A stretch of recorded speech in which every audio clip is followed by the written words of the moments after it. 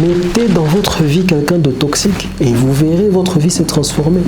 Que ce soit professionnellement, que ce soit sentimentalement.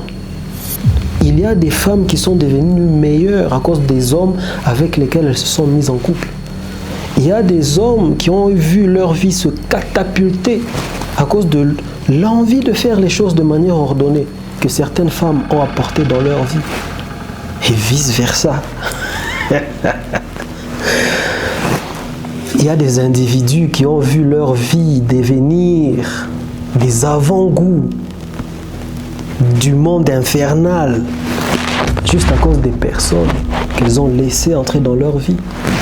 Peut-être des amis, peut-être des conjoints, peut-être des partenaires en affaires.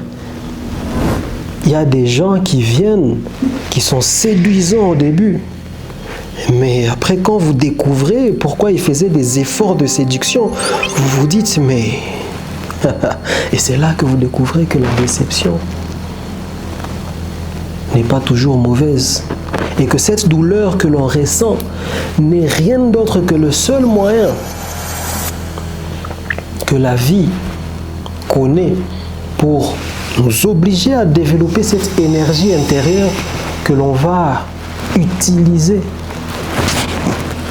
pour s'activer dans tous les processus visant à aller vers des horizons meilleurs, des horizons où il n'y a pas ces choses-là qui ont généré cette déception. Aussi bien celles qui pouvaient venir de nous-mêmes que celles qui pouvaient venir des éléments extérieurs.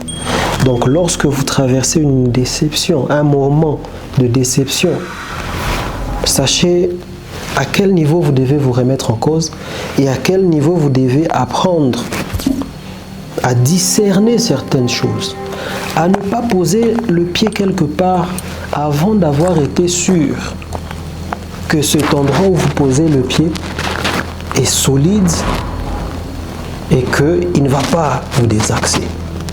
C'est très, très important. Force à toi mon frère, force à toi ma sœur, et surtout,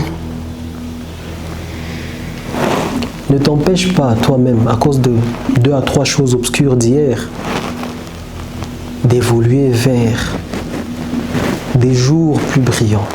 Tu as le droit d'être brillante. Tu as le droit, mon frère, d'être brillant.